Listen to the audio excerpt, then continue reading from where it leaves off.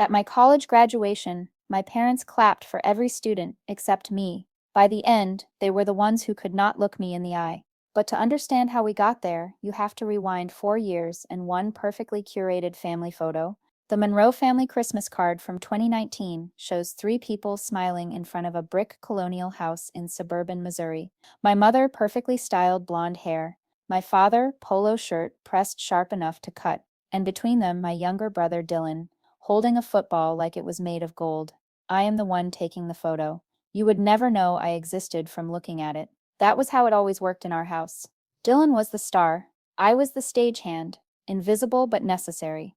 Growing up, my brother and I were only 11 months apart, Irish twins.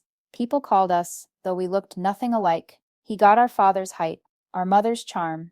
I got neither. What I did get was a front row seat to watching them pour everything into him while treating me like an afterthought. When Dylan wanted to join the traveling soccer team at 8 years old, they paid $3,000 without blinking.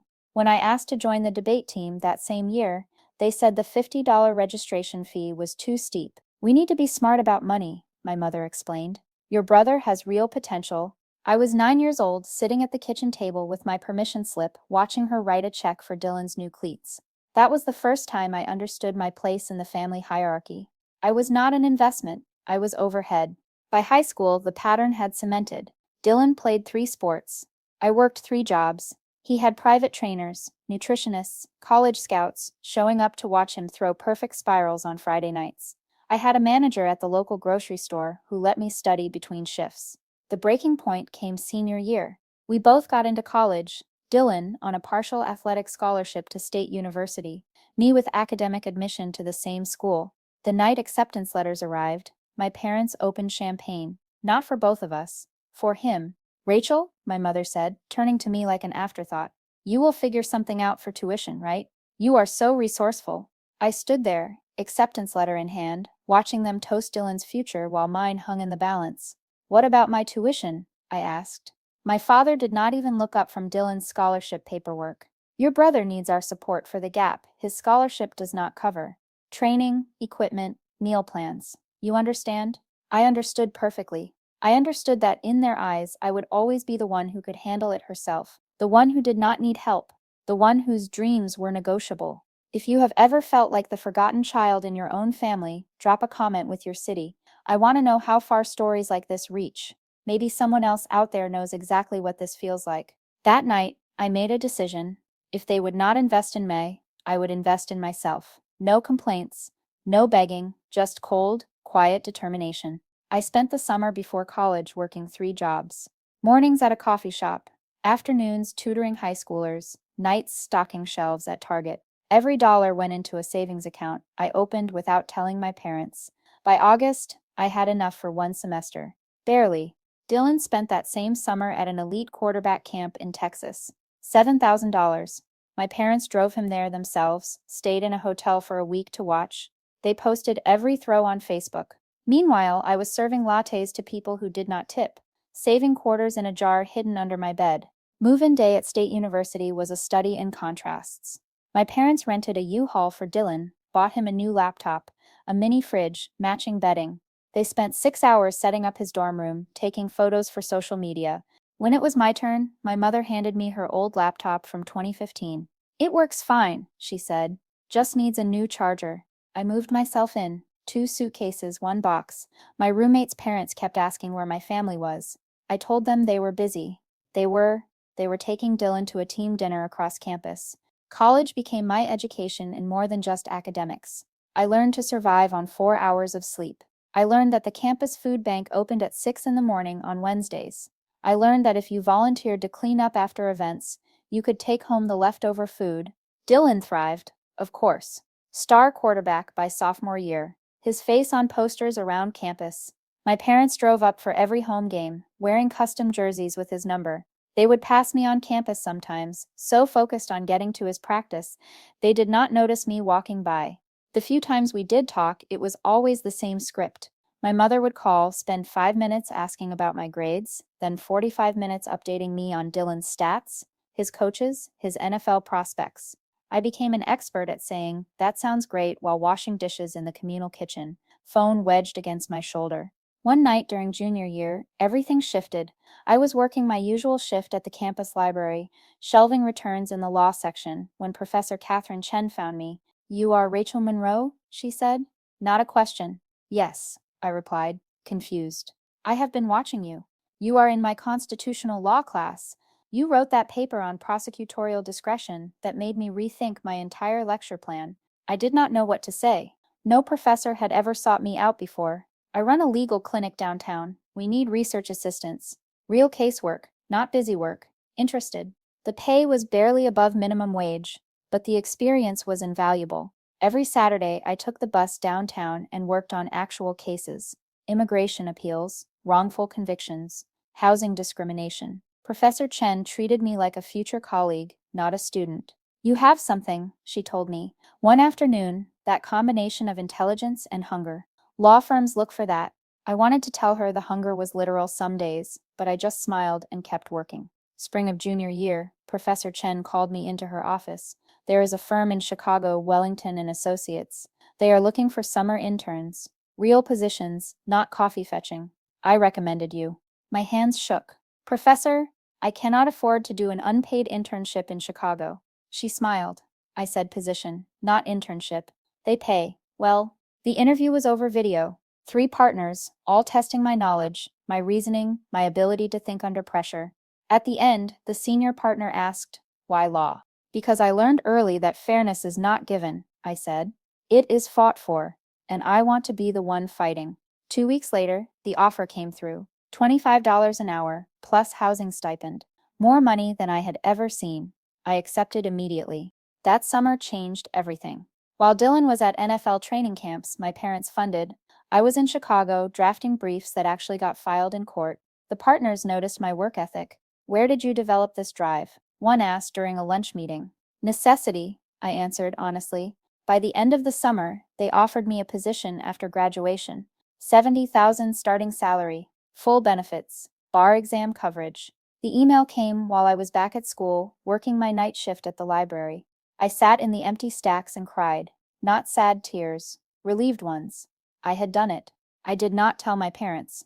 Part of me wanted to see if they would ask, just once, how my summer went. They never did. Every call was about Dylan's senior season, his NFL draft prospects, the agents circling him. Also, if you are still here with me, listening to this story unfold, hit that subscribe button. There are more stories coming, and I promise the ending of this one is worth the wait. Senior year arrived like a storm. Dylan was quarterback royalty. ESPN did a feature on him. My parents were interviewed, talking about their dedication to his success, the sacrifices they made. "We always knew he was special," my mother said on camera. "We gave him every opportunity to shine."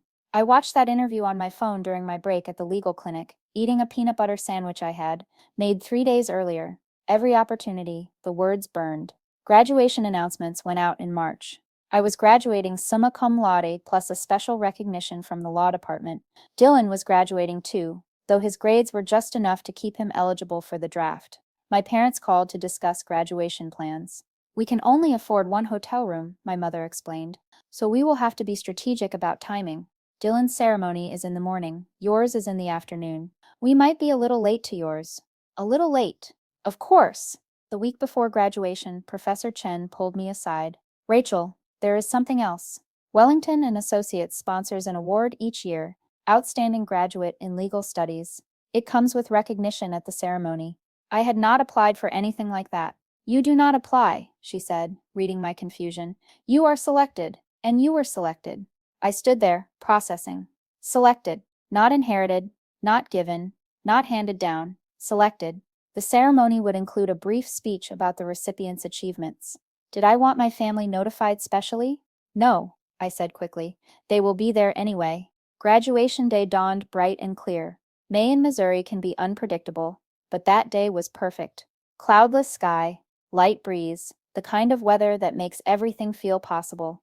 My parents attended Dylan's ceremony first, as promised.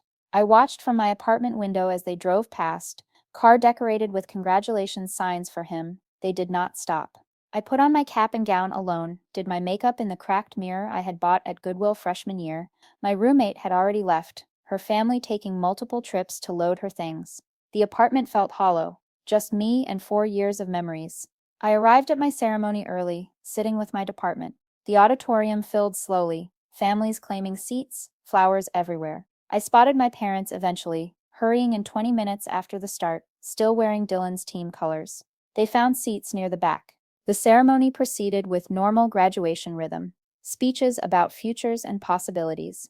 Names called in alphabetical order. When they reached the special recognitions, I felt my pulse quicken. The dean took the podium. Before we conclude, we have one special honor to bestow. The Wellington and Associates Award for Outstanding Graduate in Legal Studies recognizes not just academic achievement, but exceptional dedication under extraordinary circumstances. She paused, looked directly at me.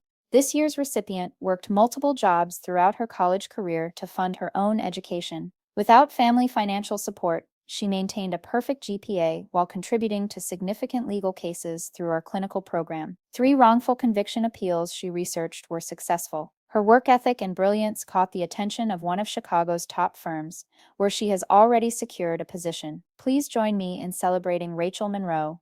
The auditorium erupted. People stood, actual standing ovation. I walked to the stage on legs that felt disconnected from my body, aware of every sound, every movement. From the podium, I could see everything. My classmates cheering, Professor Chen wiping her eyes. And in the back, my parents, frozen. My mother's hand covered her mouth. My father had half stood, then sat back down, like his legs had failed. The dean handed me the award, a crystal plaque that caught the light. She leaned into the microphone. Rachel, would you like to say anything? I had not prepared remarks. But standing there, seeing my parents' faces, pale, shocked, small in those back rows, words came. Thank you, I said into the microphone. The silence was immediate. 4 years ago, someone told me I would have to figure it out on my own, that I was resourceful. They were right. I figured it out. I figured out that needing help does not make you weak, that working 3 jobs while studying is not normal, that some of us have to fight for things others are handed. But mostly, I figured out that the best revenge against being underestimated is not anger, it is success. They cannot ignore. I paused, found my parents' eyes directly. To anyone out there who has been told you are not the priority, that your dreams matter less, that you can handle it yourself, you are right. You can handle it, but you should not have to. So this is for all of us who did it anyway. More applause, louder this time. I walked back to my seat, holding that award like armor. My phone vibrated immediately. Multiple texts from my mother. We need to talk. Where are you? Why did you not tell us? I did not respond. Not during the ceremony, not after. After the ceremony, recruiters surrounded me. Business cards, dinner invitations, network connections. My parents stood at the edge of the crowd, waiting. When I finally walked over, my mother reached for me. Rachel, honey, we had no idea. Why did you not tell us about the jobs? The struggles? We would have helped. I stepped back, keeping distance between us. Would you have, or would you have said Dylan needed it more? That is not fair, my father said, but his voice lacked conviction. Is it not? I asked. Did you ever, even once, ask how I was paying for school? How I was eating? How I was surviving? Dylan stood beside them, uncomfortable, his graduation cap still on. Rach, he said quietly.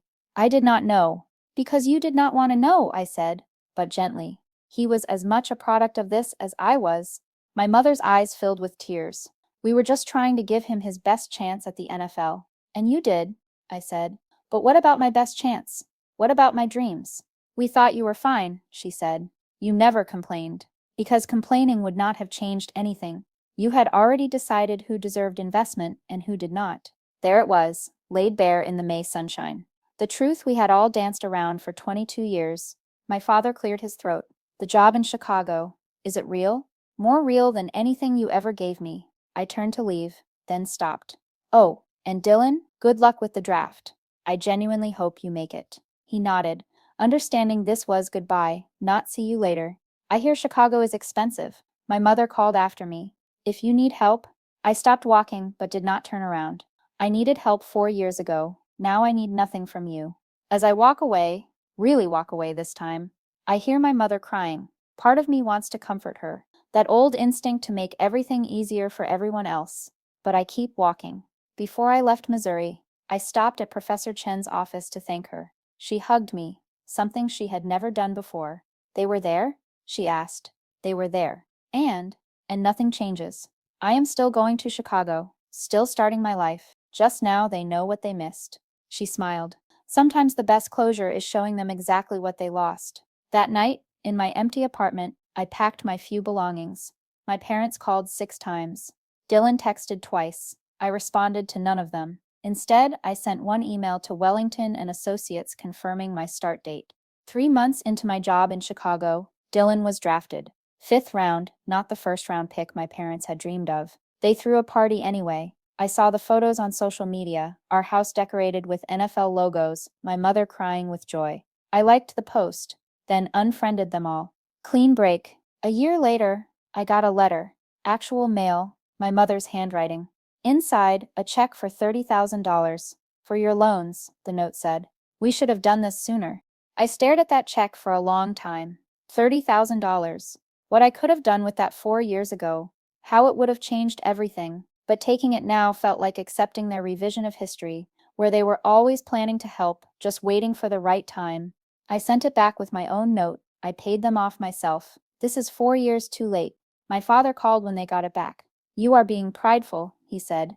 No, I am being honest. You cannot buy back lost time or lost faith. If this story resonates with you, if you have your own version of being overlooked while someone else was elevated, leave a comment below. Tell me your story. Tell me your city. Tell me you made it anyway. The truth about families like mine is that they do not change. They just realize too late what they had. My parents still tell people about both their successful children now, at church, at grocery stores. To anyone who will listen, my daughter, the lawyer, they say, like they had something to do with it, like those 3 jobs and sleepless nights were part of their plan. Dylan and I talk occasionally. He gets it now, in the way you can only understand something after you have seen it from the outside. He told me once that he wished I had been given the same chances. I told him I was glad I was not. His chances came with strings, expectations, pressure that almost broke him when his NFL career ended after 2 seasons. My chances, the ones I created myself, came with freedom. Last week, my mother sent another letter. This time, no check. Just photos from graduation. In one, I am at the podium, holding my award, light catching the crystal. She circled it in pen and wrote, "We were wrong." 3 words. 4 years late. But somehow, seeing it in writing made something inside me loosen. Not forgiveness. Exactly. Just acknowledgement that carrying anger takes energy I need for other things.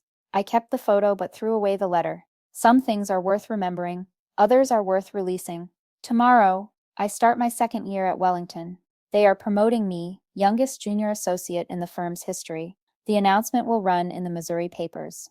My parents will probably frame it, tell their friends, pretend they always knew I would make it. And maybe they did know. Maybe that is why they never helped. Maybe they saw something in me that said, "This one does not need us." They were right about one thing. I did not need them. But I deserved them anyway. We all did. The thing about being the forgotten child is that you learn to remember yourself. You learn to be your own cheering section, your own emergency fund, your own validation. It is exhausting and unfair and ultimately liberating. My apartment in Chicago overlooks the lake. Sometimes I stand on my balcony at sunrise, coffee in hand, watching the city wake up. I think about that girl in Missouri, working 3 jobs, eating peanut butter sandwiches for dinner, wondering if she would make it. She did. I did. Without them. Despite them. And somehow that victory tastes sweeter than any championship my brother ever won. If you made it this far in my story, thank you for listening. Thank you for witnessing. And remember, sometimes the best success is the one nobody helped you achieve. Sometimes being forgotten is just another way of being free.